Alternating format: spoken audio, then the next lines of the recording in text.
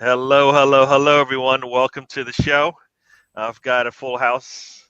Mr. Tom, Mr. Greenwood, or as some of you know, Master of the Universe, cult leader of the Shanghai Port FC, and Mr. Tom from the Full Nelson podcast, which will have a show pretty much right after this one. So he's a busy man.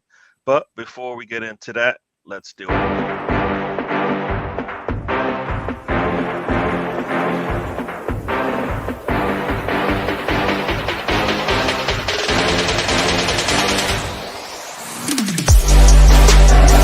This is DWTT coming to you from the Emirates.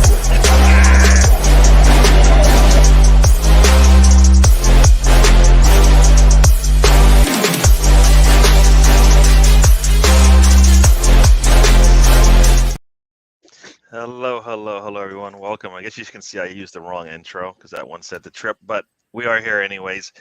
That video, if you can tell, there's the shot from the train on my way. I was on my way up to Leeds, and I took a picture, and I thought I was taking a video because I would have really wanted a video as I was going behind the stadium there, and it's a picture, but I wanted it to be a video because then I could have used it in my video. But it was cool. I didn't think I would see it on my way up to Leeds, but there you go.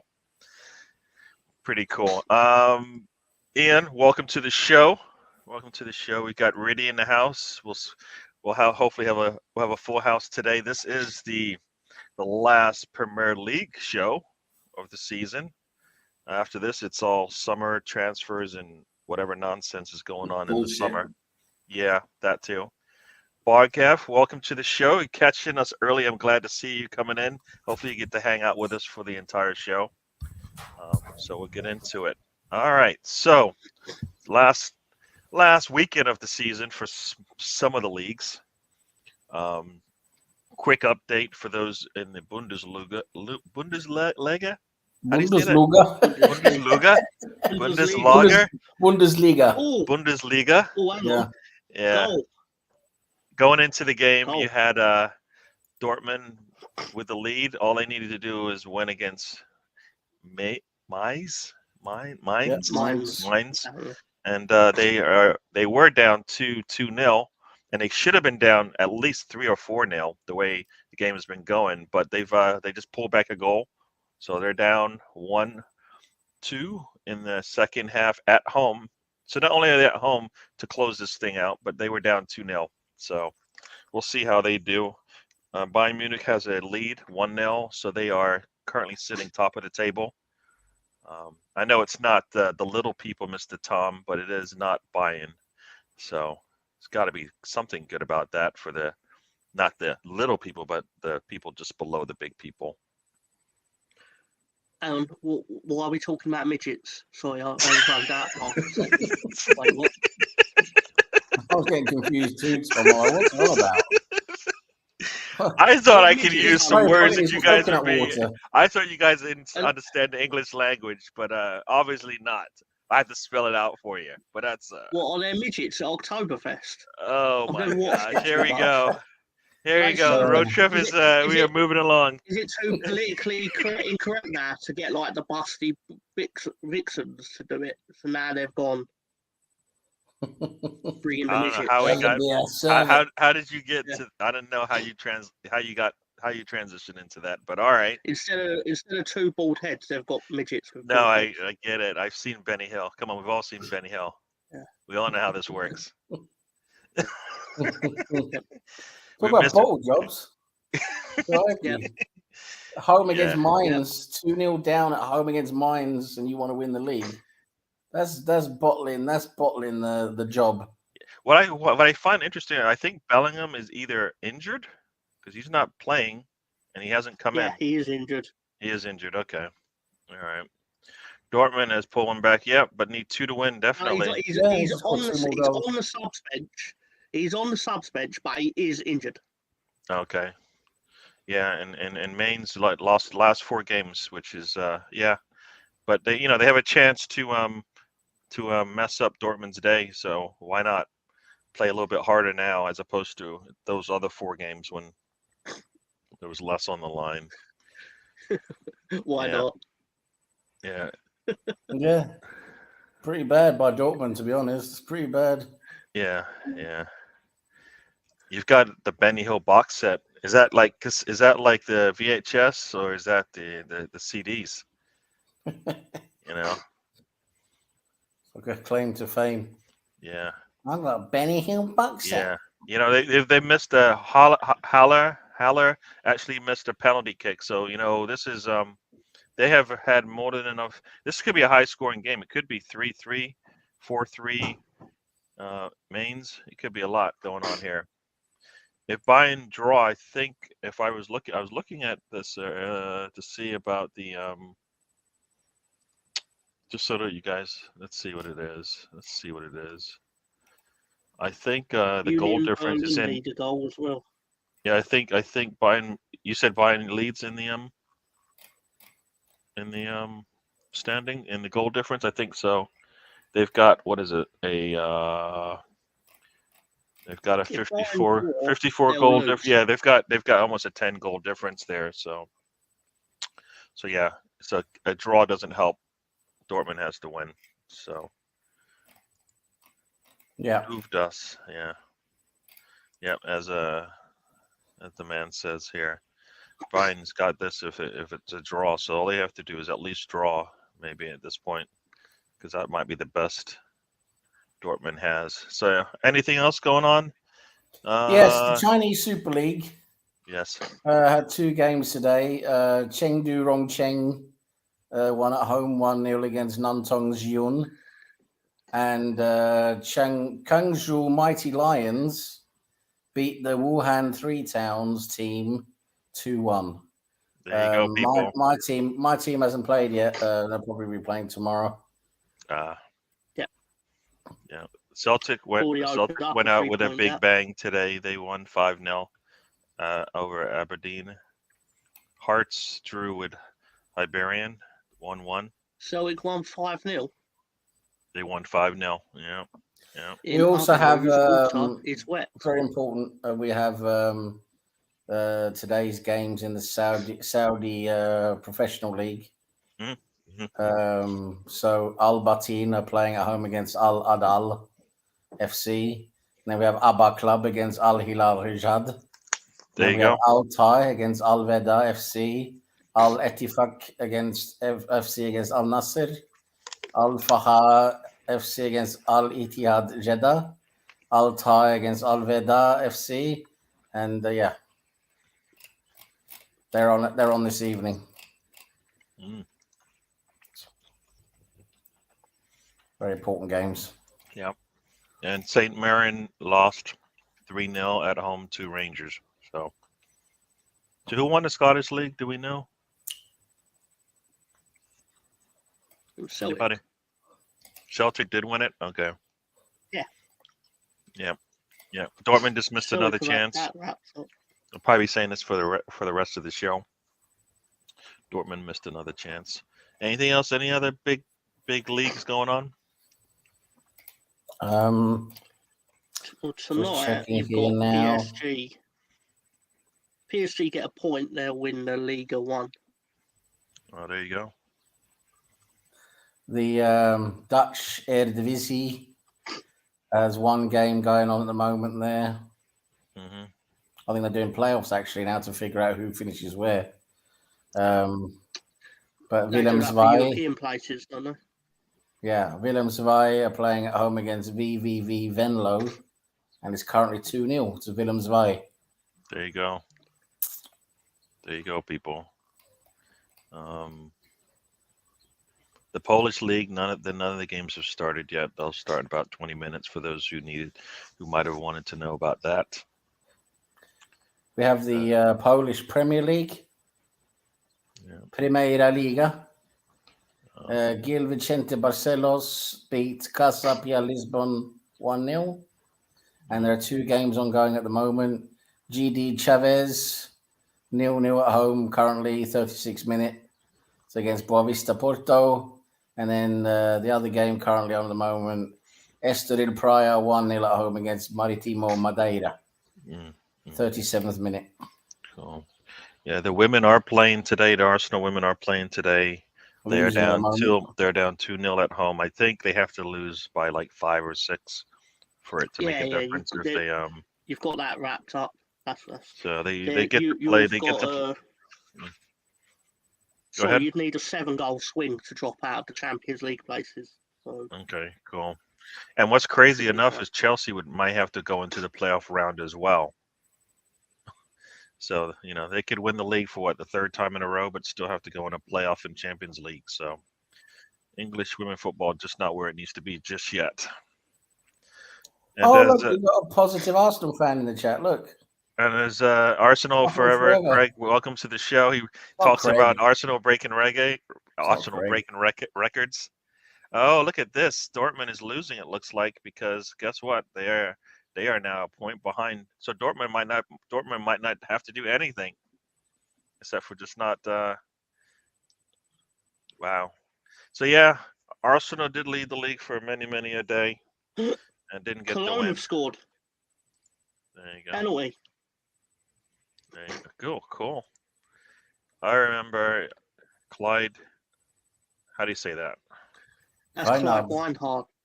Weinhardt at Leeds. We signed him from Willem too. Yeah, Willem's way. I think we signed him in 1998. I think, could be wrong. I know he was meant to be Jimmy Floyd Hasselbank's strike partner.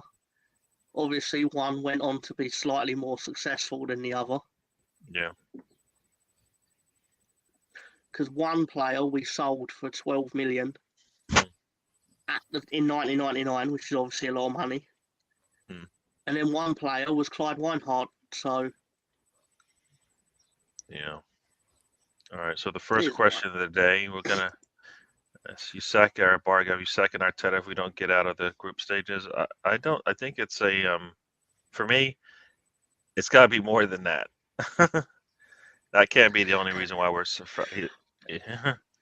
It depends on the league as well, doesn't it? Yeah, you need the context. You need to know who you drew. The league is the most important thing for me. If we're not challenging in the league next season, then for me he has to go, because then he's not going in the right direction anymore. So yeah. Got to be trending upwards, I always say, right? Yeah. Next season we have to challenge City all the way again. Hopefully even beat them. I've never seen. If we don't, then it's not good enough.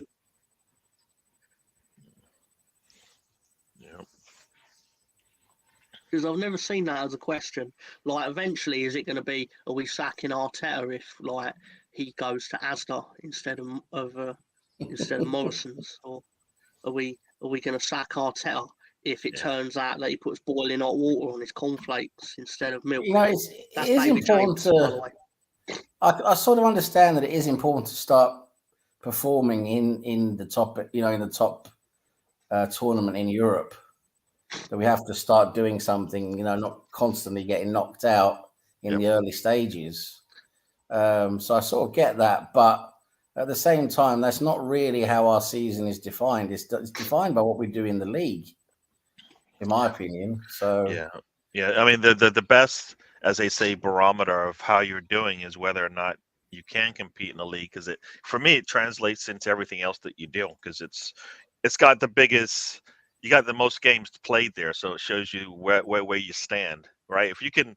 If Arsenal drops, say they win tomorrow, and they only drop points in 12 games in a season, and next season they drop points in 10. That's improvement to me, right? Because that's what we need to do. We need to be able to get more points than we got last season, especially if we get better. Yeah, but we might not need to get the extra points, but our place might stay the same. Yeah. So there's a catch to all these. There's a reason to change regardless. So, but yeah, we got to compete on all four fronts. So the team is going to be spread thin if we don't improve the numbers. You need a bigger squad, clearly. Yeah. You need a bigger squad, clearly. Yeah. I said this on Stoop. I can't remember if I said it in the backstage, so I'll say it again for the benefit of Sam in case you hear it. I think the outcome. I know Gary heard this. The outcome basically fit anyone's narrative. Basically, if you want to believe that Arsenal are bottle jobs, you'll easily be able to justify it. And if you think you made progress, you'll easily be able to justify it. I think there was progress made, but obviously at the same time, 8 points clear. Yep. And you played them twice. You had them twice to play. Even if you just didn't lose to them once, you'd have been even more in the driving seat. Obviously, as Sam has said before, they are a serious juggernaut. Yep. Apart from if they play Brighton, obviously, because Yeah. Brighton only have a club policy where they only try hard against the big teams. Yeah, and to repeat, what I say as well is we haven't even come close to playing the way we did against City, the way we did like 2 seasons or so ago, and for 45 minutes we had them right where we wanted them, and they weren't too happy about it. We've never ever played 40, not even. I mean, I get not being able to play 90 minutes, but we haven't even played 45 minutes where I feel like they were as threatened as they were in that game. When we went up 1-0 on them and spent a lot of time with a lead. They're so good that even playing well against them for half of a game isn't enough. You have to play well against them for the entirety of the contest. Yep. Well, for me, you got to start somewhere. Can you at least give me a half where I feel like we have a chance? Right now, when's the last time you felt in a City match that for a half, we got them right where we want them? Like either they haven't scored or we've had a couple of decent halves against them. Yeah, but were we leading? Were we leading? We did have a couple of decent halves against them, but we haven't been able to put it together for the whole game. And Tom's right. Against City, you got to put together a maximum performance for a whole game, and you can't make any mistakes. You can't make a single defensive mistake because they will pounce on that and score. True. So they will punish you. Yep. Unless they don't, and they don't mind winning 1-0. You know what I mean? No, of course not. because I don't think Arteta has to do a lot more than not make it out of the group stages to lose his job. They'll have a target. They set themselves for the Champions League, and they'll have a target for the league as well. For me, the Champions League. What was the question, Riddy? I can't see it. Sorry. Yeah, let me go. So, I don't think the Champions League next season is going to be the big sort of benchmark of what happens to Arteta. I think it's more important what happens in the league. Yeah. But yeah, in the league. What we need to do next season is we need to challenge City again all the way and hopefully beat them. That's what we need to do. If we're out of the contest earlier than now, then it's not good enough. Unfortunately, we have to give them a contest until the last game. Really. Yep. No, you're right. It is possible with the right team. We just have to have the right team, the right players doing the right things together. Is what you need. Yeah. Oh, there's also to accept it. Yeah, there's also lessons learned. We need to learn from what this season has taught us. And there's a lot to be learned from the players, from the manager. And from the way that we bring players into the team, that kind of process there needs to be. We need to do better at it, and we're probably gonna have to take some risks. We don't take risks. You know what I mean? Like there's times when we need to do something different, and that requires taking a risk. And we're advert to it, and we don't get it anyway. So then, what's the point? At some point, you gotta take a risk. What was Riddy's question for me? I can read you it. I had to go in and accept it because he had some uncharacteristically colourful language. Oh, is that why it doesn't show up for us back here? Yeah, that's why it never showed up. Yeah. Basically, what he said. Sam, what's the latest from Fook in Boiling versus Cock in Armstrong FC? That was his question. Oh, the game's been postponed due to the noodles boiled over. But he also said KSE needs a F*** off with their American model. Not all American models are bad.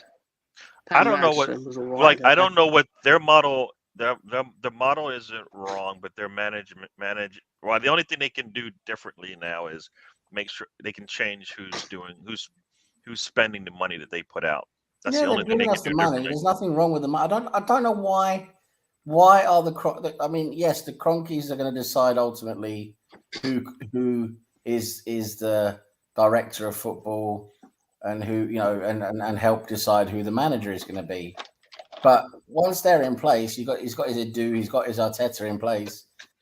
The Cronkies, the KSC, want to call them that, they are trusting them to do their job, and they're giving them the money. I mean, we've spent just about the most money out of any team the last few seasons.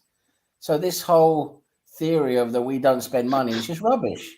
We do spend money. It's just we have to spend it correctly. That's what it's about. You have to recruit the right players, and that's where Arteta and Edu need to do their jobs. And so far, the majority of, if you look at what Edu and Arteta specifically, you look at just what they've brought in, not regarding getting rid of the deadwood and players from Emery and that. You look at specifically the players that Edu and Arteta brought in. I would say the majority of them have been successful. Yes, there's been a few not so good ones, but the majority have been successful, and they've helped us transform our team this season. Don't say, even though Jesus and Zinchenko finished the season badly, because let's face it, we had no competition for them, so they were playing every single game, right? Which is an issue we need to address. But for 3/4 of the season, Zinchenko and Jesus have been playing really well for us, and they completely transformed our team. We were hailing both of them for the first half of the season. So all this changing our minds about them now and saying, oh, you know, they're not good enough, blah, blah, blah. We need competition for them. We need to be able to rotate them and find someone who can score more goals than Jesus, yes. Yeah. But let's not forget that Zinchenko and Jesus completely transformed our team this season and made us a lot better. And that they were recruitments from Edu and Arteta. Yeah. No, I mean, I hear you, but I don't necessarily agree that they've done, like, they've had, like, I think half of their incomings, the transfers have worked out. Yeah, so I don't think it. I mean, I'd rather it be closer to like 70% of them work, but I think it's closer to 50. So like they're hitting and missing.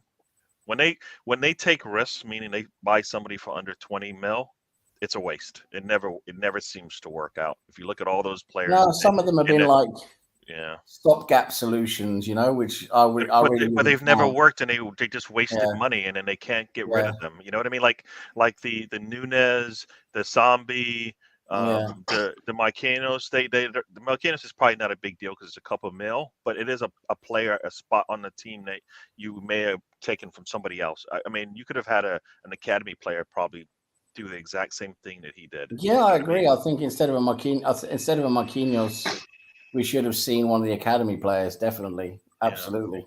Yeah. So I think they're doing better because when they do spend the money, they typically don't waste it, right? If you look at anything over 30 mil, most of the time it's worked out, except for Vieira. That's been the one deal I think over 30. Huh? Answer to Riddy's question. I think it's David Seaman. Oh, yeah. Now I was going to say Craig is complaining about the ticket. I think these the jerseys going up is just kind of relative to where Arsenal sits right now. The better we get. Bayern have scored, by the way. So yeah, I think they're back up top of the league. So yeah, sure. As big as ultimate aim is Champions League trophy, our team should be built with bringing that in. You know, those are. I always like to say the goal is to win everything, right?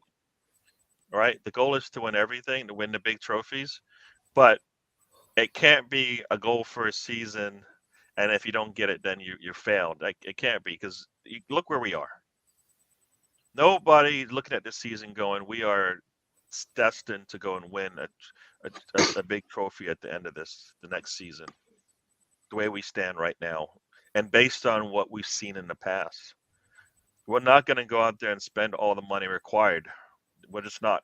We've not shown that we're going to do that. So it's not going to change. I don't believe. We're still 5 to 10 players away to be able to compete on all four fronts and win a big trophy, because the margins for us are really slim, right? I really don't get these. There's a type of fan now that it's all knee jerk social media related. Yeah. If you lose a game, or that's it, you're not good enough anymore. There's no such thing as context and looking at what progression is, looking at what building something is. I mean, look at Sir Alex Ferguson. The guy was near. The guy was one. He was one game away from getting the sack, and he managed to win and build a few games. And from there, he got to continue. It took him over 3 seasons to start getting results at Manchester United. And so, today Sir Alex Ferguson there wouldn't be a Sir Alex. If that happened today, if the appointment, if you pulled that through in time today, what happened at Manchester United back in 1986 with Sir Alex Ferguson when he was brought in as manager, it wouldn't happen today. It would have been sacked. All the fans and everyone would have wanted him sacked, gone, bye, not good enough. And look what happened. Now, I'm not saying Arteta is going to be a Sir Alex Ferguson. That's not what I'm trying to say. I'm just trying to say, let's see what he does with his final bits of the jigsaw, which I hope he gets this season. I think he's going to put in place the final pieces of his team and jigsaw. That's what I really hope he gets to do. And if he does that, and that's what happens, let's see what he can do next season.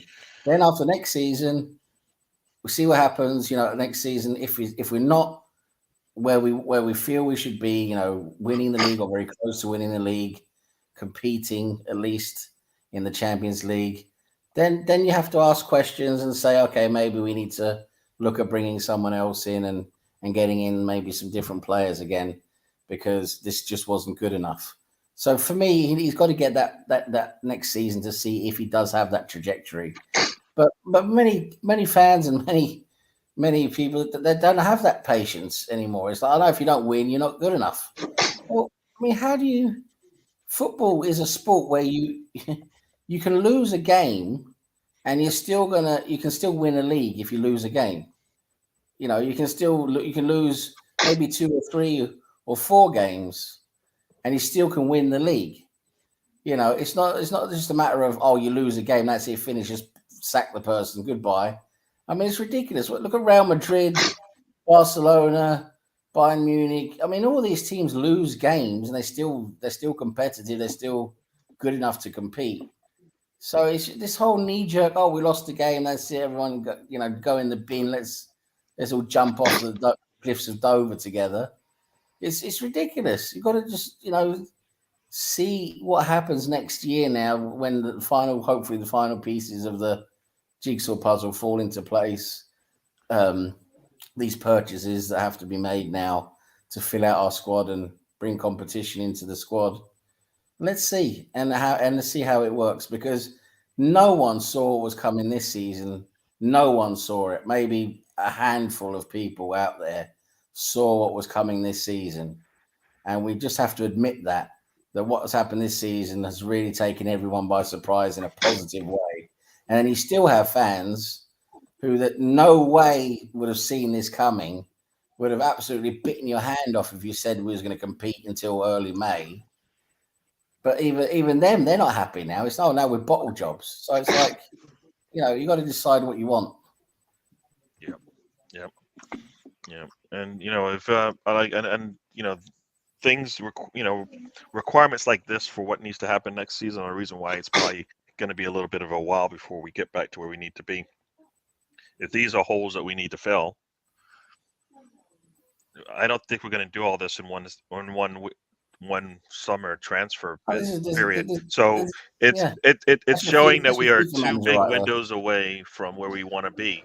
If that's the case, then we're 2 windows away from being able to compete on all 4 fronts, be able to make it out the group stages of a Champions League, be able to compete for a league title, go into late stages of the domestic cups.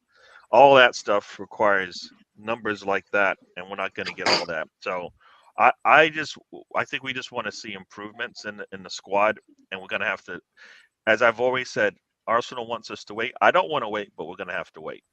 We're going to have to wait. Let me go through some of these chat so we can catch up. Colonel Ward, welcome to the show. Welcome to the show. Yeah, Colonel. Yeah. Don't welcome Colonel. Yeah, we got the Assembled has joined us. Welcome to the show, the Assembled.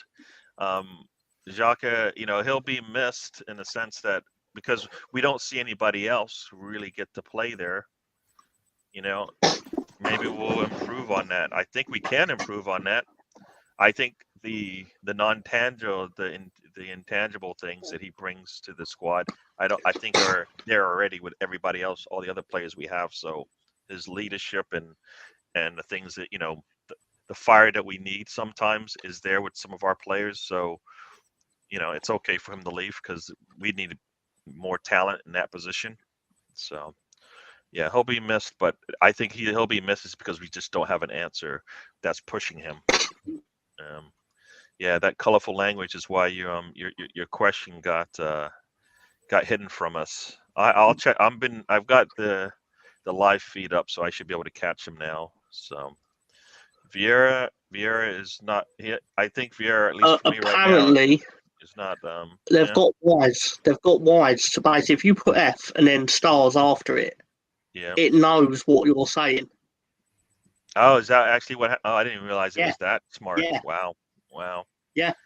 Oh, wow. Yeah, Vieira, I think is for me. Vieira.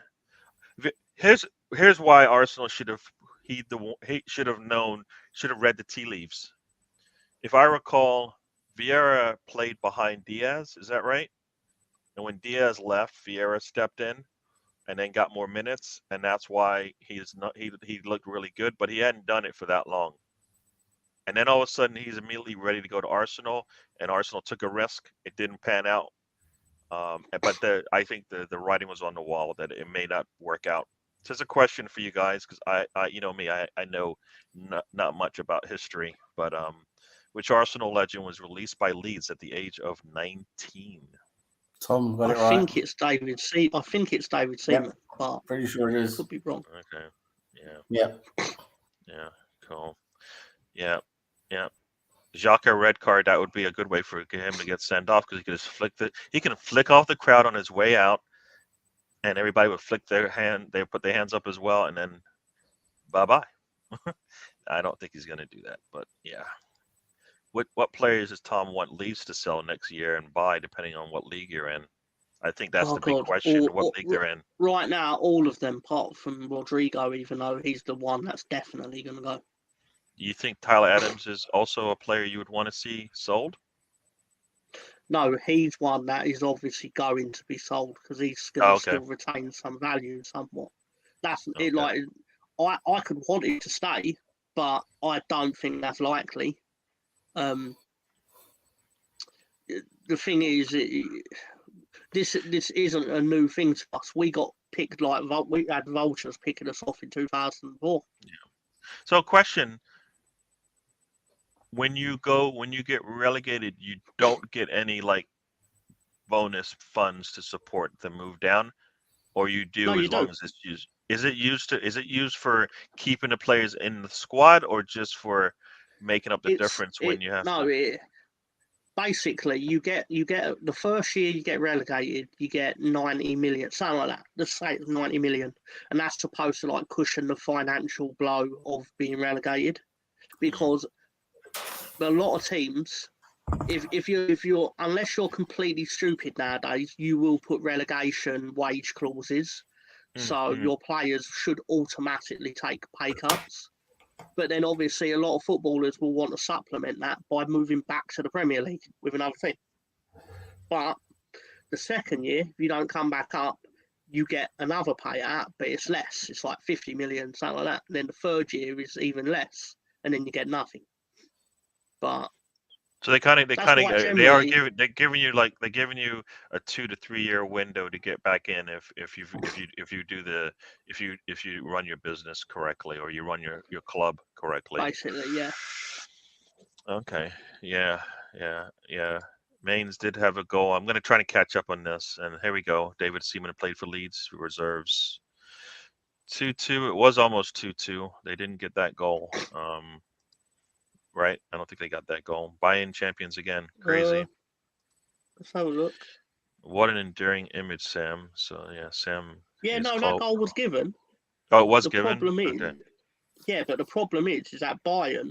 See, this is what annoys me about football. Bayern Munich, in my opinion, let the other team score with 10 minutes to go, just to be like, make it a bit interesting, and then just went down the other end 9 minutes later and scored anyway. So football's really pointless sometimes because Bayern win again. Yeah, let me go through these. Let me go through this chat real quick, and then we'll be caught up. Chatters has joined us. Welcome. I should say Chris Nix because that's what you want to be called now. So Chris Nix, welcome to the show. Enjoy the championship next year. Oh, Riddy is just basically, well, damn, dude. Wow. Weren't you friendly with him today? What did I do? That's why I was asking the question. Weren't you just friendly to him? You actually read out his question because YouTube hid it from us. I literally went into YouTube and like selected to let his questions be shown. Wow, that's just the heel turn. He turned on me. Fluffy. I stood in front of. He stood behind me with a chair and he hit me in the back with it. Unbelievable. Yeah. Ben was on loan, I believe. What curry is Sam having for this upcoming week? Well, curry. I don't really have curries when it comes to Indian. I prefer like tandoori, tikka masala, that type of thing. Okay. So when you say curry, you mean just like what is a like over here? We have korma, tikka masala, and tandoori chicken, for example. Curry. That's not curry. Okay, so you just mean regular curry, like a Jamaican curry. If you get for us, like over here, if they go to like a Caribbean store and you get curry, it's just that yellow. Yeah, curry's a curry, whether it's Indian, Jamaican, whatever. Okay. It's a curry. Curry's a curry. Oh, so Riddy, we went after Riddy, but he wasn't talking to you. He was talking to somebody else who's a Leeds fan, probably. I'm sure Riddy can understand why I was shocked, and I was like, "What did I do?" I was overly charitable today, but it's okay. It's okay. But imagine it must be bitter to lose on goal. It must be bitter to lose a title on goal difference, though. I mean, Jesus. I mean, the same points, but you lose on goal difference. That must be bitter. Yeah. So Cancelo, does he win a Premier League trophy and a Bundesliga trophy as well? Medal? Probably, yeah, because was it 10 games? Yeah. Is the 10 games for the Premier League, and I'm not sure what the Bundesliga is. If it's about the same for the Bundesliga, then he probably does. That's crazy. That's going to be a pub quiz question, isn't it? It's going to be a pub quiz question, that isn't it? Which players won both the Bundesliga title medal and the Premier League title medal in the same season? Yeah. Now he doesn't get a Champions League award either. Like he must have played enough games in that season. I don't think he played 10. I'm not sure how many games he's in the Champions League, but I don't think he played enough there. Was he? He wasn't a starter for them. I think he was a bit in and out, wasn't he? Okay. But I can't remember. If he might. He might have enough games actually. He might for the Champions League. He might. Because I thought it was only 5 games. Because I thought Nelson needed to get an extra game in. Fewer games. Yeah. There's going to be fewer games to qualify for the Champions League for a medal. So if it's 5 games, he might have 5 games. That's wow. Yes, interesting. Cool. So there you go. So Bayern wins their 11th in a row or something ridiculous like that. I think that's what they said. So Bellingham. Do you think Bellingham goes now? Competitive football over there in Germany. I think this is a painful way to end your season on the bench watching your team lose by a goal. You score 1 extra goal, you win it. And you couldn't even be there to help them because you're injured. That sucks. Yeah. And now we've got these big clubs wanting you. Where is it? Real Madrid? If Real Madrid comes knocking, don't you answer that call? You take that For call who? For who? for Bellingham. Bellingham, yeah. I mean, it's going to be Real Madrid or one of those. Yeah, you have to. Real Madrid seems to be one of those clubs you just can't say no to. But I don't know. I don't get it with Real Madrid apart from the whole glamour and money thing. I suppose that's what it is. But you just know when you go there, you're just like a notch in the belt for them. You know, you're not special or anything like that. It's just, there's no club sentiment and feeling and history and all of that. There's none of that there. They're all mercenaries. Yeah. You know. That is true. That is true. You go to Real Madrid, it's not like you feel like you're part of the history of it and all of that. No, that's Real Madrid's just I mean, mercenaries. It's hard to make your name there because just as soon as they can go replace you with somebody just as. You know what? You know what I find quite shocking. And it's to do with their transfer policy because they're always just looking for the best players and to buy the best players as often as possible. But they have a pretty damn good youth academy, and they have this whole Castilla setup where you go from the academy to Castilla, which is the second team that actually plays in like the second division in Spain, which is decent level for young players. So there's a whole like system for them there to succeed and do well. And they do actually go around and try and get the best talent from all over the world. But you can name about 3 players. I tried to look at it yesterday. You can name about 3 players that have succeeded the last 30 years. Have come from the Castilla Academy at Real Madrid who have actually made it as a successful first team. Madrid, and it's Iker Casillas, who came through as a very young goalkeeper. It's one of their legends, Raul Gonzalez, their top striker they had from the 90s throughout the whole 90s, early 2000s. And the last name I could find on the list was Guti, who was a pretty big name in like the early 2000s, late 90s, early 2000s, and that's it. They don't have any real big names from their youth academy in 30 years. So the only way you can get better is you go play elsewhere, and then. So that's it. As I'm saying, if you're part of their youth setup, chances of you getting into Real Madrid, their first team, are pretty much 0. So yeah, you go somewhere else. Yeah.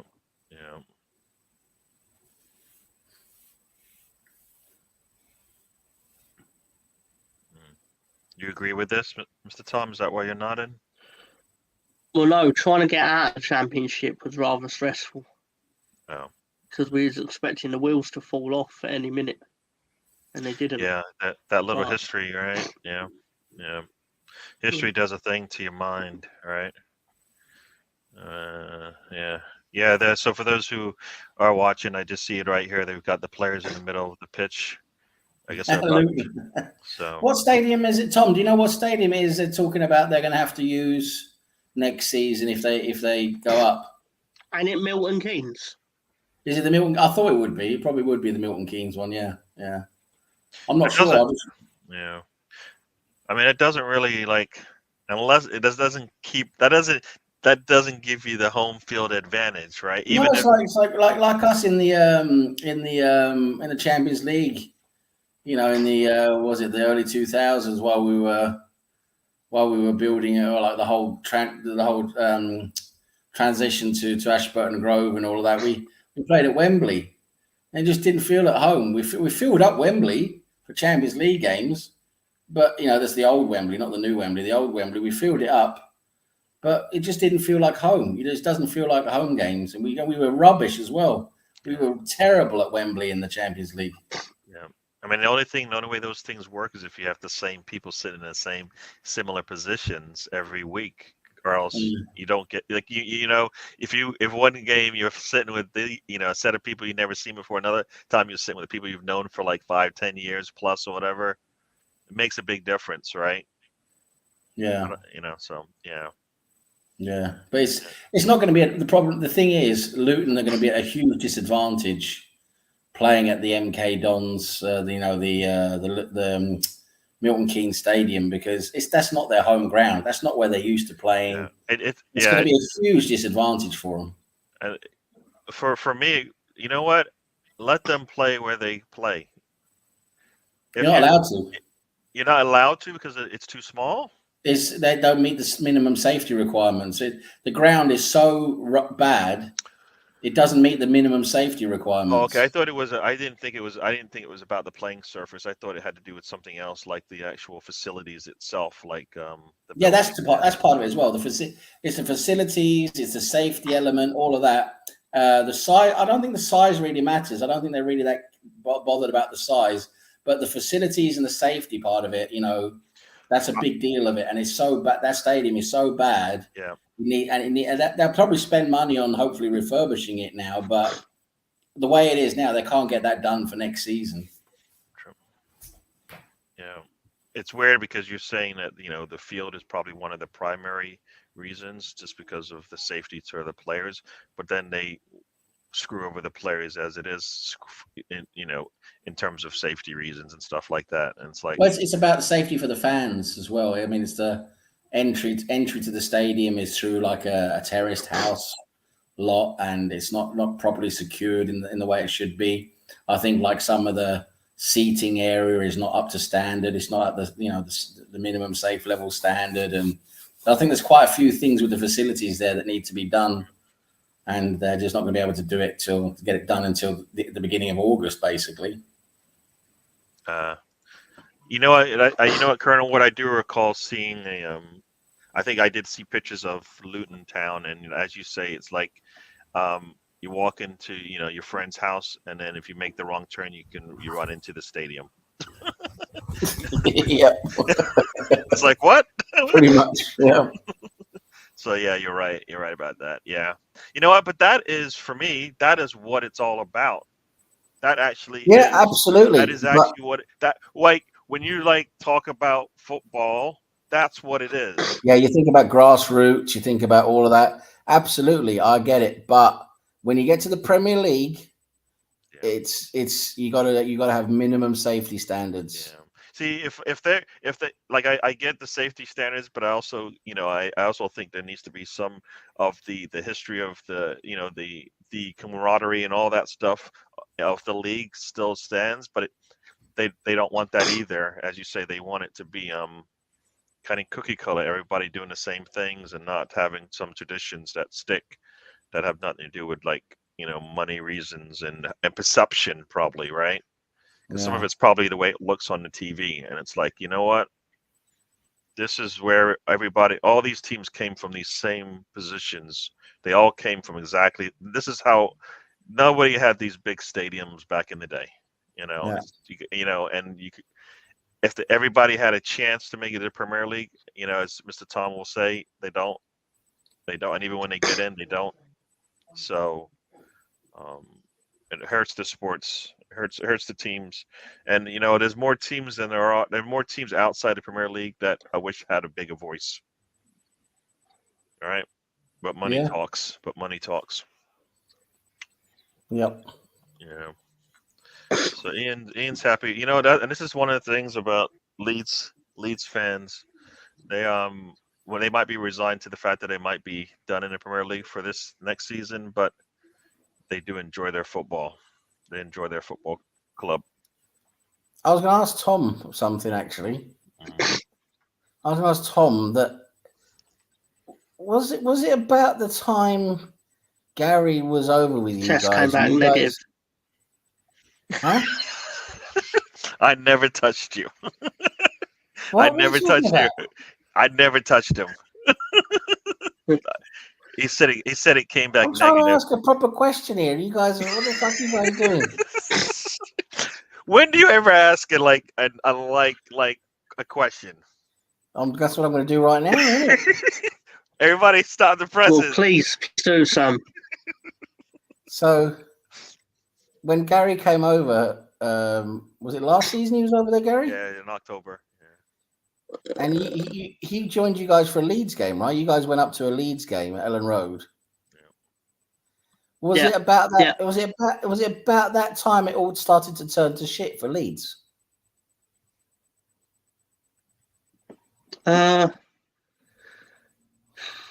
It was technically a season, but it was in October. So it feels like it was about. We've had a World Cup in between then, so it actually feels like it was further away than it actually was. Yeah. I'm just saying, you could blame Gary for the whole downfall of Leeds. Well, I will clutch at straws and look at anything other than to blame myself. So, sure. I mean, watching the game, it was punishing that you did not get the win, right? I mean, it was one of those games.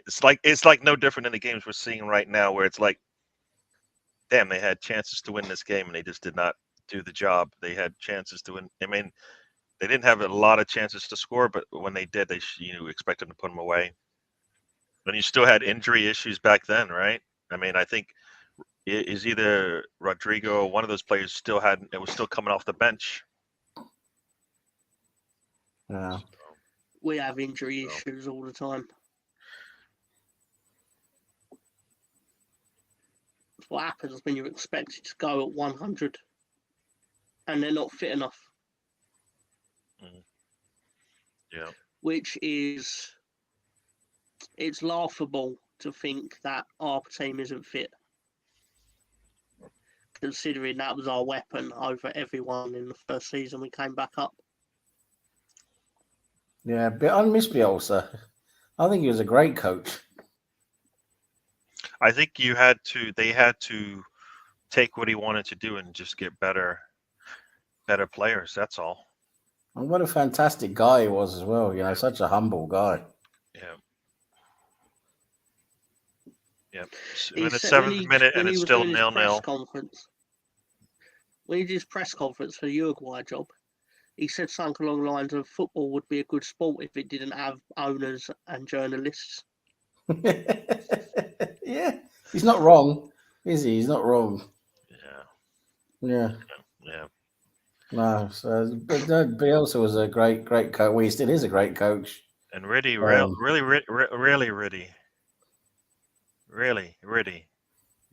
what? Yeah, of course, I went to go see Leeds.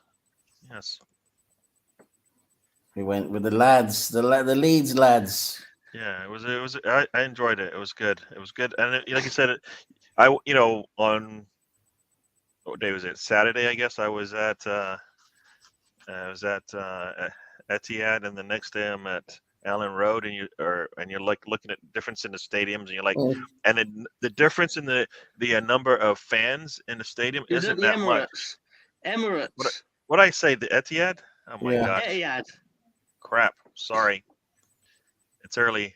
I only had one coffee today. To me. Say sorry to your team. Yeah, they pissed me off today. I'm not even gonna. They pissed me off. I don't know where that came from. Yeah, really bad slip of the tongue there.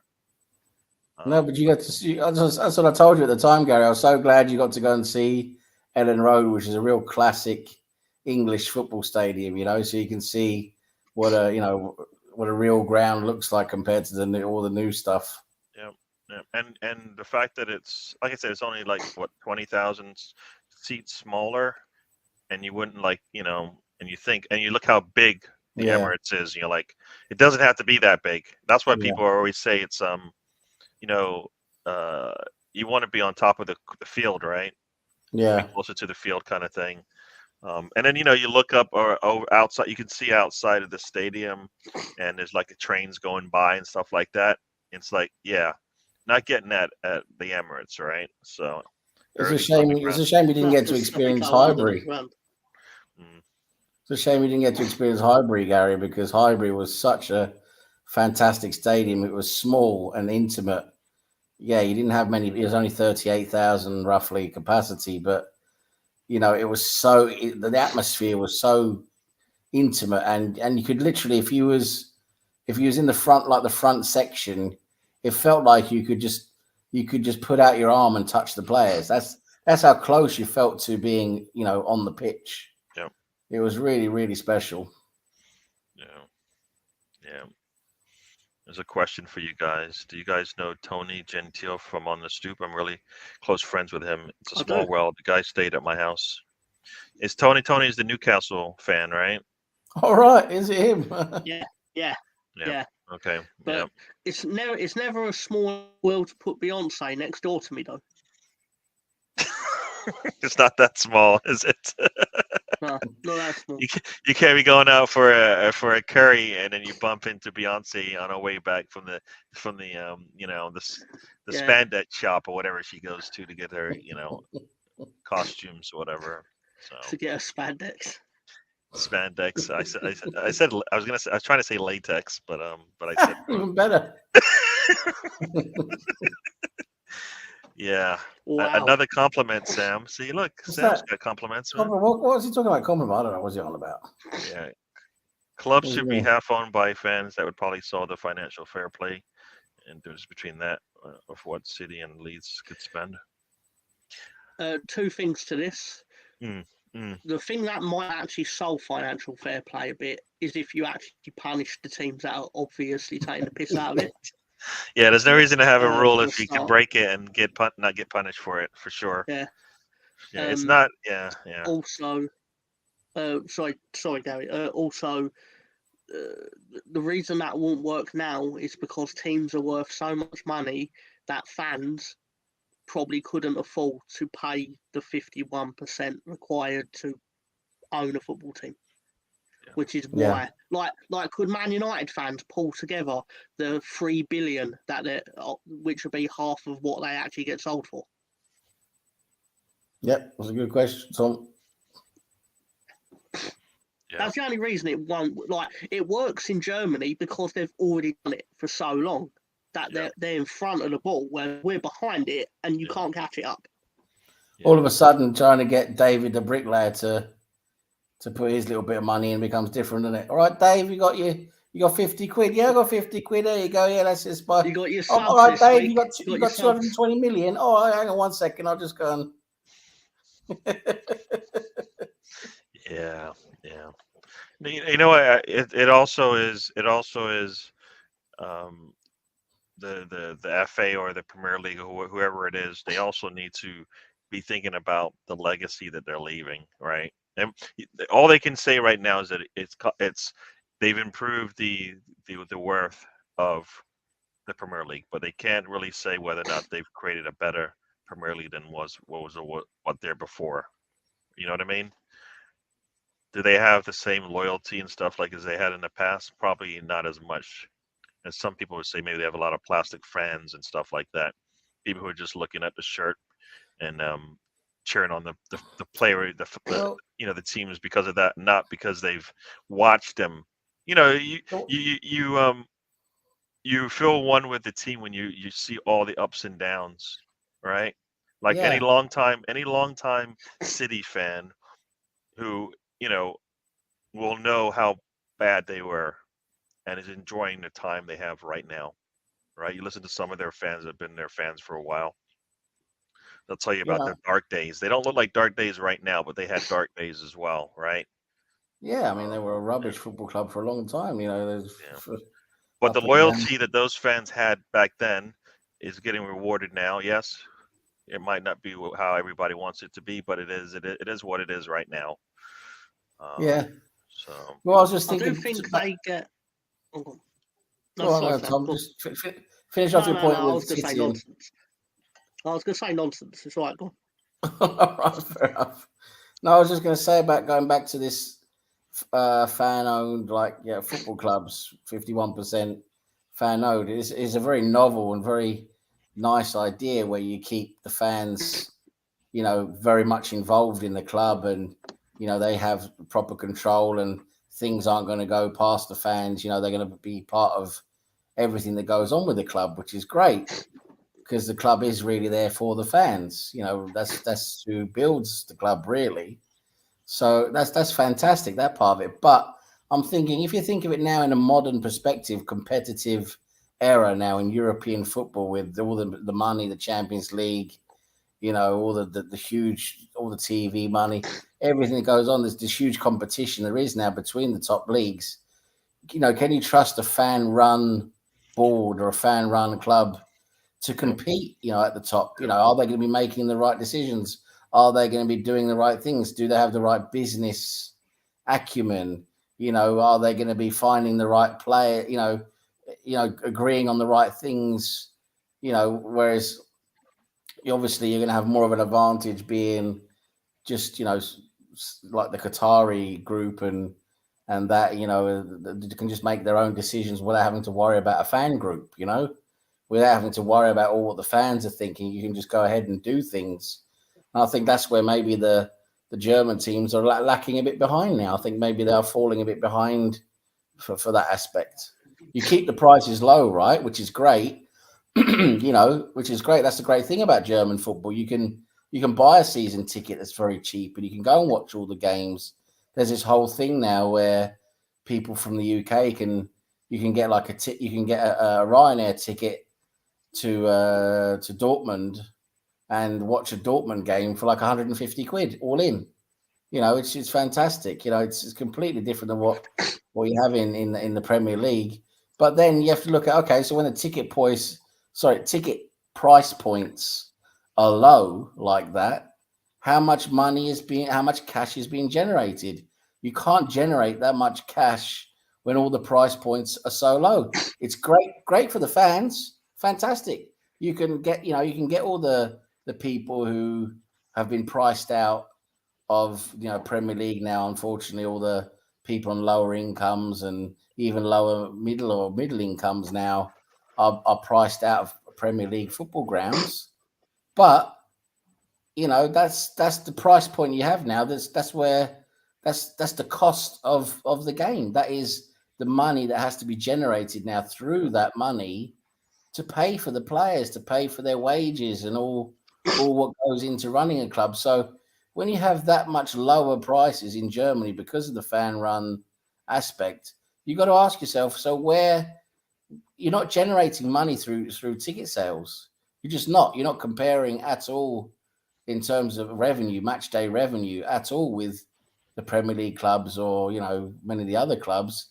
So where do you get the money from? You have to get the money then from the ownership or somewhere, sponsorship or whatever, to be able to make up for that money. So I think that's where a huge problem comes now going forwards with fan ownership. Yeah. Really, I'm going to be washing my hair during that 5 days, unfortunately. So I won't be able to go to Headingley for the Ashes. You're not a cricket fan. Is that correct? I'm fine. I'll follow it, but it's mainly because I check the results of all sports, and at work I'm exposed to all sports. So you're not a fan of cricket. It's okay to say yes. You can say yes. Like, I don't know, like it wouldn't be the first thing on my list to go and watch. Yeah. Let me ask you a question. Gary. Gary, let me ask you a question, just to sort of put this a little bit into perspective. So now tickets, I'm just being a bit general now. So that tickets, like a basic ticket at Arsenal now, you want to get a basic nice ticket, not right up in the nosebleed section, but a decent ticket. You're looking at about £100, £120. Then on top of that, you got all your food and drink, etc. Your track, it's the ticket itself. Look at the price of the ticket itself. It's very expensive. But with that, that's the price point they're calculating to generate the money. Now, if you like the ticket was say £30, and you're like, great, that's cheap. I can bring my wife, I can bring my kids, all of that, But at the same time, when you're losing, say 4 times, I'm just being general here, like 4 times the income per ticket, and you realize you're not quite competing with the top, getting the top players, not being able to pay the top salaries. Would you rather have the low ticket price that gets you into the games and gets your family and friends into the games, and it keeps everything cheap and great for everyone to go and see all the games? Or would you maybe sacrifice that and say, okay, maybe I can only go see maybe a couple of games a season now, but there's a lot more revenue, a lot more money with buying the top players? Yeah, I mean, all the things that fans ask for come with a cost, Exactly. right? They come with a cost. So, like, in one breath, you're like, "Yeah, I want the cheap tickets," but then I also want them to go get, Declan Rice. Well, Yeah. they're going. Yeah, but This is how Man we do our. City can outspend you regardless. No, I know, but what Even I'm if saying is, Man City really wanted Declan Rice, they'd just bid $1 million more Yeah, than you. Tom, Whatever you Tom, put I'm not. forward. yeah, Tom, I realize that owners could put in, and that there's other ways of putting in money. But I'm talking about the way clubs generally are run now in terms of revenue. They try and get a lot of the money for what they need through the match day revenue, through the ticket prices. That was my point. Yeah, of course. Yeah, no, I get what you mean. yeah. It's just one of them things where ultimately, regardless of what happens, there are levels to this, as Gary says. No, there are. No, I mean, like So it's a regardless of the ticket price. it's a catch 22. You either you want no matter what you do, the better it gets, the demand will go up, the price will go up. Yeah. Right. If the more successful you are, more people are going to want to go see that, especially if they're following it from the pub or on TV or a stream. Eventually, they want to go. So eventually, demand goes up, price should go up, and the team wants to continue to do better. So it's a double-edged sword. Really, it sucks, but that's the way it works right now. The TV money, I think, is I guess you can say to some degree is creating the false income, right? Like it's not really creating a false income, Yeah. but it's creating another. It's creating more income that was never there before, and now you have to, if you're gonna spend, you want to keep that money, right? It's not, as somebody said, it's worth doing all the things that you do to stay up in the Premier League. Selling your soul and all this kind of stuff, that things you wouldn't have done before, because the money is so good for certain owners, and they just like, why would you want to give that up? So, if you can get somebody that keeps you up there, there's a lots, whatever money you're getting for finishing 17th is worth it than playing in a championship, right? So you'll try to do at least that, and if you can do that and save those monies for somebody, a bonus, you'll do it. So that's where you kind of get this. There's this whole false, I don't know, I don't know. There's nothing true about it. Nothing football. I don't know. Nothing about football about it. It's all about the money. So yeah, no, I hear you. You want to get the cheap tickets, but you also want to you want your team to be successful. There comes a cost. So Agreed.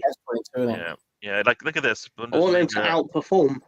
Yeah. And the only way to do that, like at some point you hit your ceiling, right? You can only get so much out of a player until you get a better player, right? Yes. The best managers, I believe, we've discovered. The best managers are the ones that can get the best out of whatever level you are. If you're like, look, we got a score here. Luton just scored. Oh, very, very nice goal. Very, very nice goal.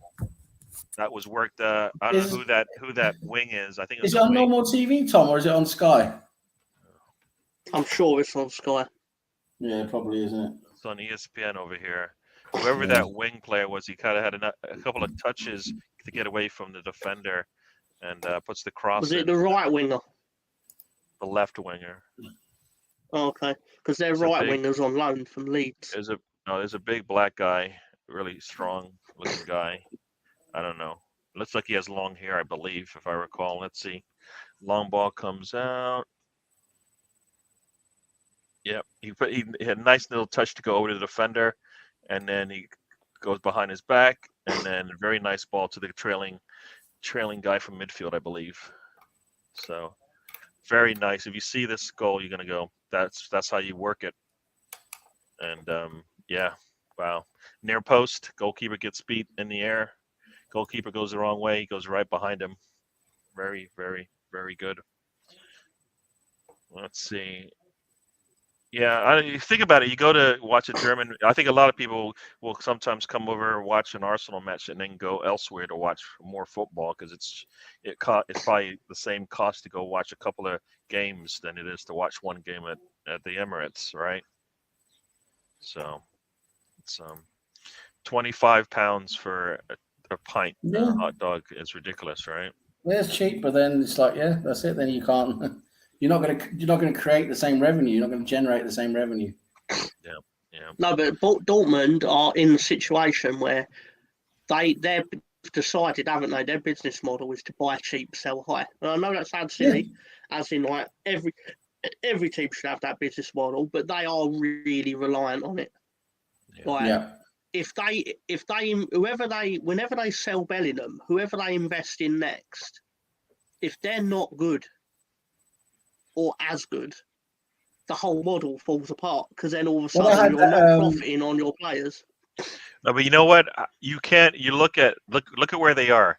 Can you say that they will in the next 5 to 10 years have a Haaland and then followed out with a Bellingham in back-to-back seasons? No, that's what I'm saying. They're doing well because they've sourced those two players. Yeah. But like you just said, they're not likely to pick them diamonds out of the rough every time. No. But their business model is highly dependent on it and getting into the Champions League with it. And the problem they have, and this is the annoying thing, is for them, is that a lot of their players end up at Bayern Munich. Yeah. You know, they're constantly feeding Bayern Munich the top players they get. Yeah. And in a season like this goes to show, look, it was in our hands and we didn't get the win. Mm-hmm. Right? It's in your all you have to do is win. Then you let them you basically gave them the win. Bayern never buy their players. Bayern take their players, but they always run the contract down and get them for free. Yeah. Yeah. That's a bad model for Dortmund then, right? Because they should be. Yeah, because you shouldn't let your players' contracts run down. Either you sell them to somebody else, right? And that's that comes down to that whole 1 to 2 year contract. Years left on your contract. You either staying or you're going, and they've shown that they can pick up the next player anyway. So, you got to be disciplined in that thing. They got Lewandowski for nothing. Yeah.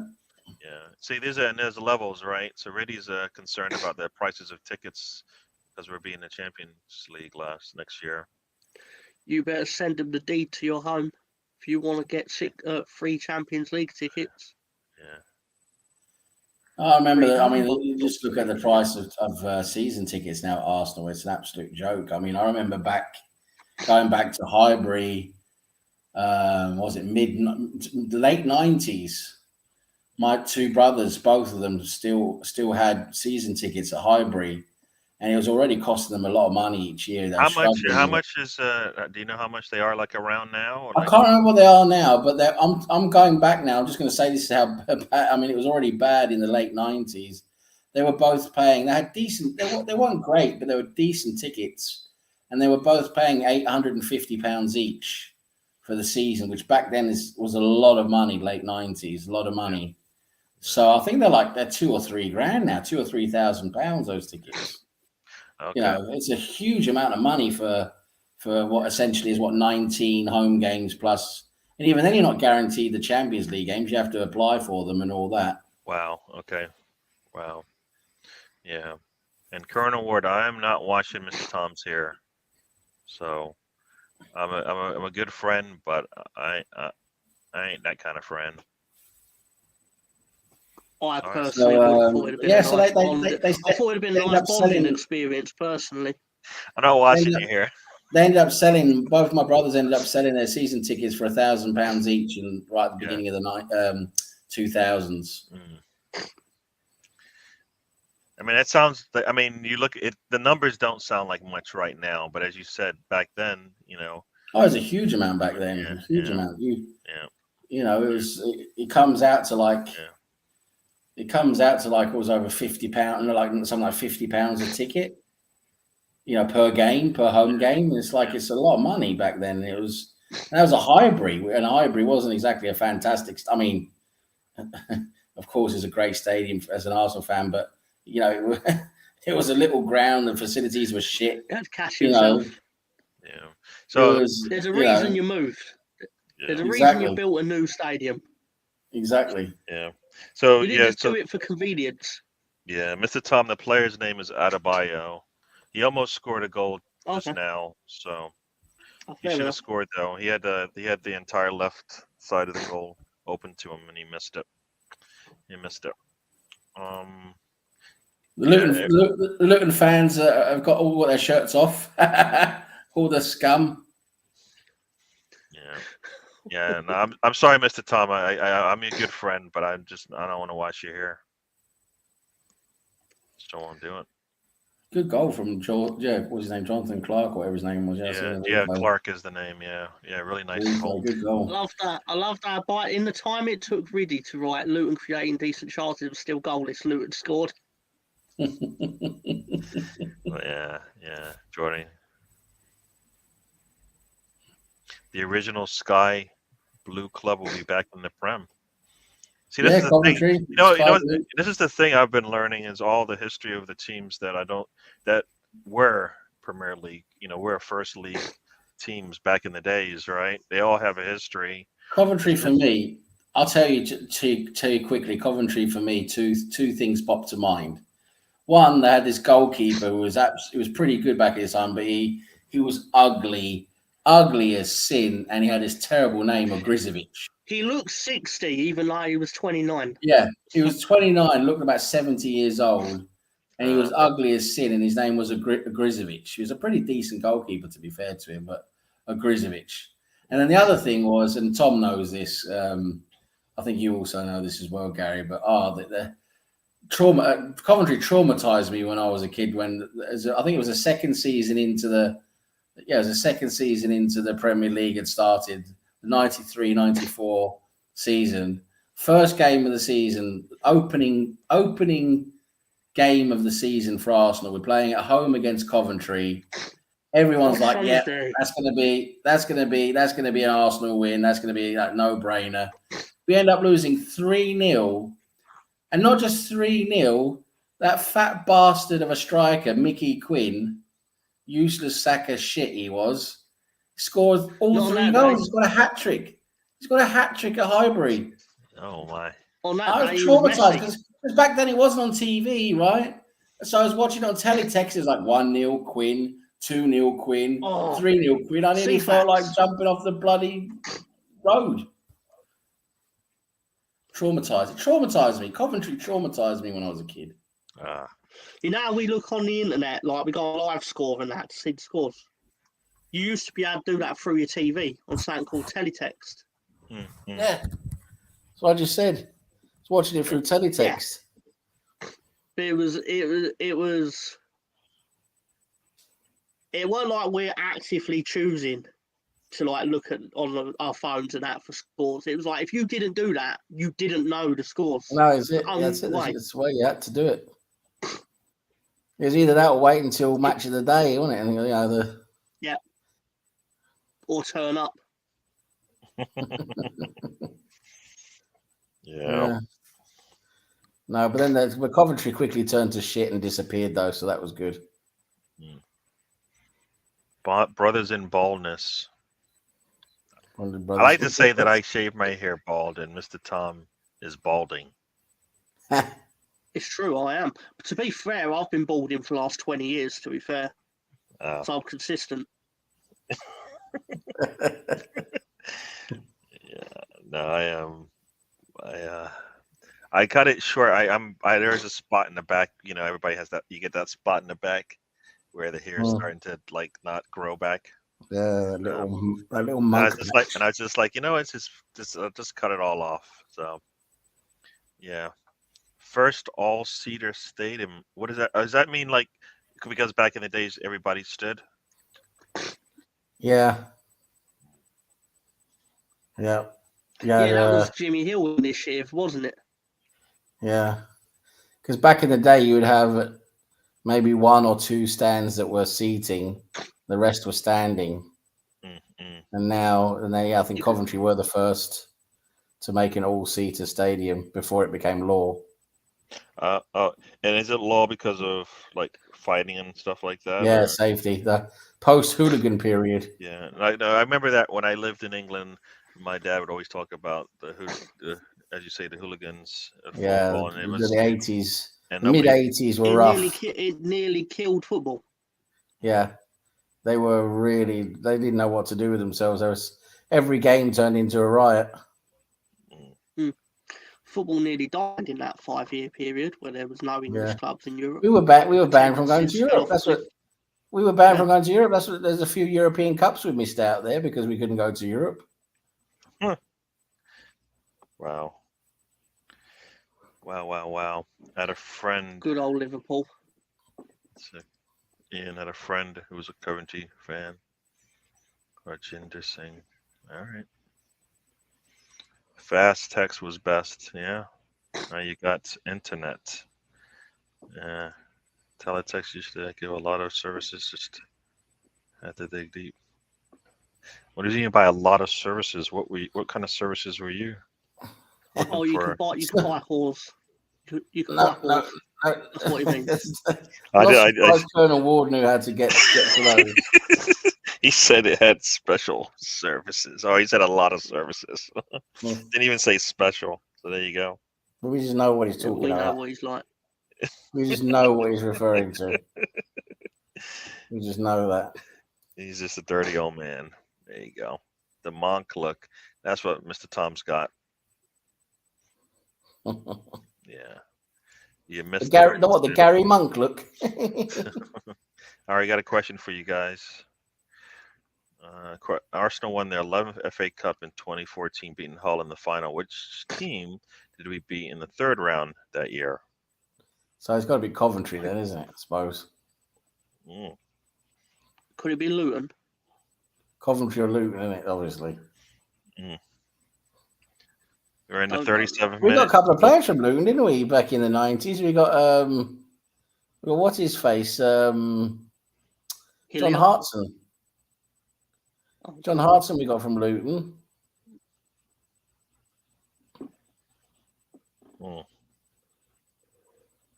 And remember Matthew Upson.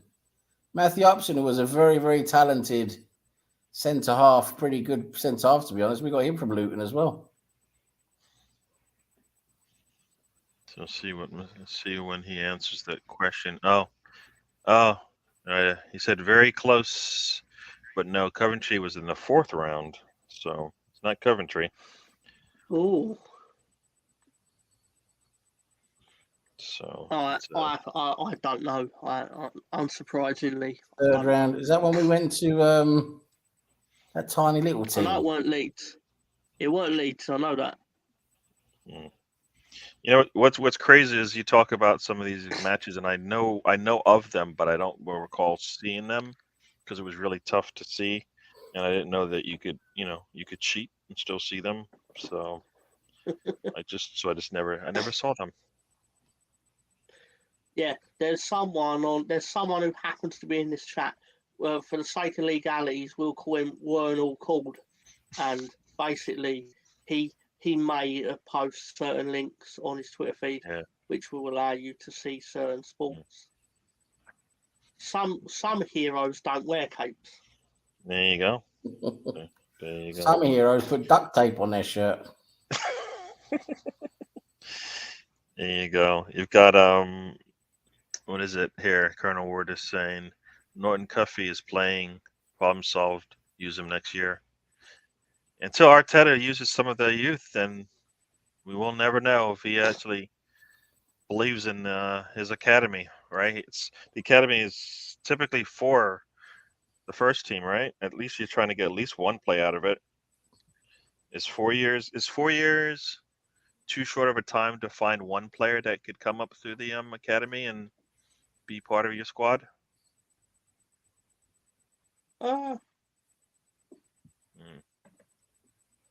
For 4 years. Nah, should be enough. Yeah. So I mean that's on Arteta. I mean I think he needs to put some trust in the youth because then it's one, they can't do any worse than what they're paying all this money for. I have no doubt we could have found a player just as good as Nuno playing defensively, That's what I believe. So, yeah, no, I agree. Yeah, that team is that team. So there you go. It's always that team. Have they ever beat you in the FA Cup?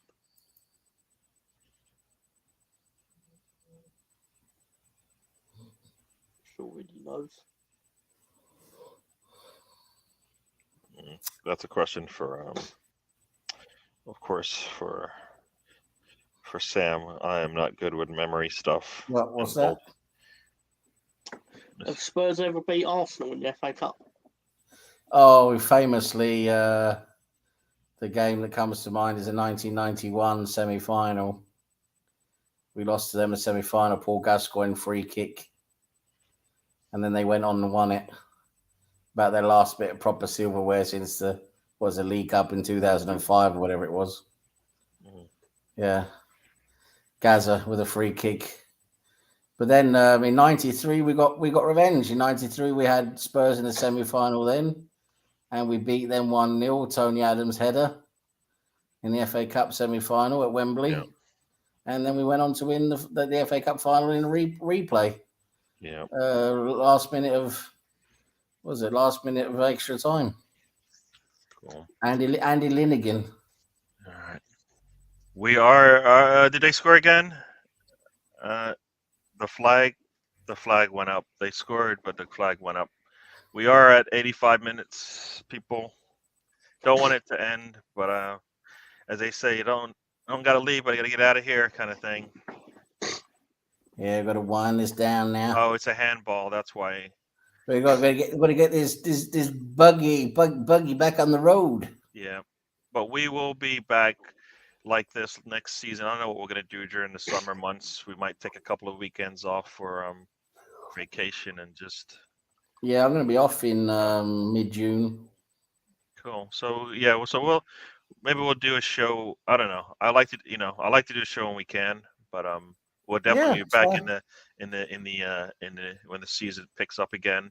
Well, there'll be some summer leagues going, like the Norwegian League. I can update everyone on the Norwegian League. People will want to know all that. Definitely will want to know. And the Swedish League. Yeah. It'll make all the European competitions in September more knowledgeable to us because we'll already know about the teams that qualified. There you go. Yeah. There you go. So we'll be doing it.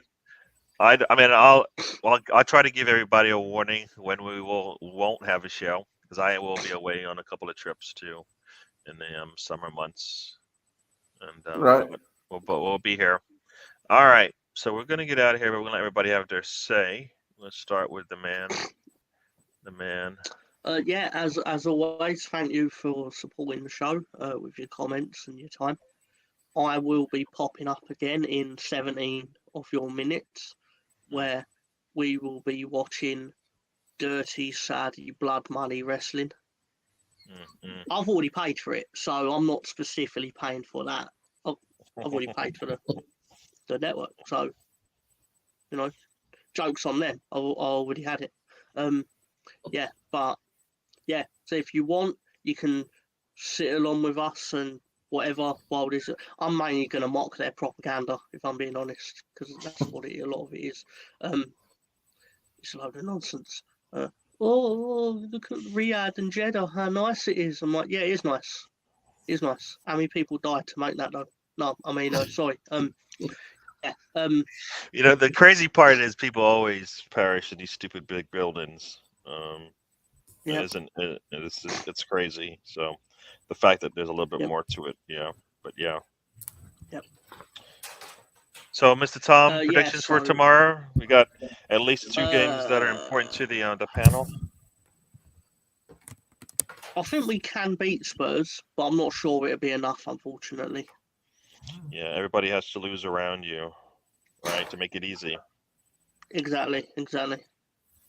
Yeah. I think you'll beat Wolves just because both of you ain't going to take it very seriously, and even both of you not taking it seriously, you're better than them. So I think we'll comfortably win, and then everyone will go home disappointed. Yeah, that's definitely going to happen. That's definitely going to happen. All right, I'm going to terrorize Ryan again. Not better to do. All right. He's doing a stream for Luton. Oh, okay. All right. And Sam? Yep. Thanks for having me on again, Gary. It's always a pleasure being here with you and Mr. Tom. Always have a good laugh, good banter, some good discussion. we get the buggy on the road and it goes a bit off road and then sort of take a left turn instead of a right turn and go a bit, into the gutter sometimes. But that's what you got to do sometimes. Into the ditch is where you get the good stuff. But yeah, we always have a good time. Thanks to everyone for taking part. Riddy, Colonel Ward. What else did I see here earlier? We had a few guests here today. We have Bargav. Always nice to see Bargav join us from America. Pink Cushion. Always nice to see you. The Assembled. Great to see you. Chris Nix. Big up Chris Nix for taking part. And Arsenal forever. Yeah. Oh yeah, Arsenal forever. Screw him. No, apart from that, been great. It's been great. I think Arsenal will win tomorrow. Like I say, because nothing's on the line anymore. We'll probably rest. Maybe I don't know whether he'll go like with the full team he can, just since it's the last game and sort of like make everyone happy. Let's play the best team we can. Blah blah blah. Or whether he rests a few players and says, okay, now nothing matters. We can rest a few players. Let's see how some of the younger kids do. I don't know. I have no idea what he's going to go with tomorrow. But no matter what, I think we'll still beat Wolves since we're playing at home. So I think we'll win tomorrow. For Leeds, I think Leeds will beat Tottenham because now it's crunch time and Tottenham are, they're just so all over the place. I do think Leeds have a good chance of winning that game tomorrow. And I do really want Leeds to stay up. And I'm not just saying that because Tom is someone I've come to know here online and, become somewhat of an online YouTube friend as a Leeds supporter. No, I really do want Leeds to stay up because I think I want Leeds to stay up as a club much more than what Everton or Leicester are. I don't really like Everton or Leicester at all in comparison to Leeds, their clubs or their teams. So, yeah, I much prefer Leeds to stay up, and I really hope they do. And I want to see Tom. I want to see Tom smile tomorrow. I don't want to see Tom unhappy. So let's hope they do it. Let's hope it happens on the last day. Everyone, enjoy your Saturday evening. Enjoy your here in the UK. We have a bank holiday weekend. Enjoy your bank holiday weekend, your Monday, your extra Monday off. And we'll see you again soon, guys. Thank you. Definitely. And yes, everyone, thank you for joining us once again. We'll do this again. We'll be back doing it full time when the season starts, but we'll do some summer shows for sure. But it won't be talking about the regular season. So enjoyed it. We'll do this again. Thank you, everyone. And as I like to say, life is a journey. Don't waste a trip. Enjoy the ride. And we'll see you guys on the next one. Enjoy. Have a good weekend, as Riddy said. And enjoy your football tomorrow. I, too, think Arsenal will win. I have a 2-1 win just because we can't keep a clean sheet. But we'll send the fans out with a win. And I'm expecting Harry Kane to get punished tomorrow and maybe he'll think about leaving because it'll be so bad. That's actually a bad thing as well, because then he might get a trophy somewhere else. And him not having a trophy is actually more fun than him having one. So who knows? But as I say, see you guys. Enjoy. Talk to you later.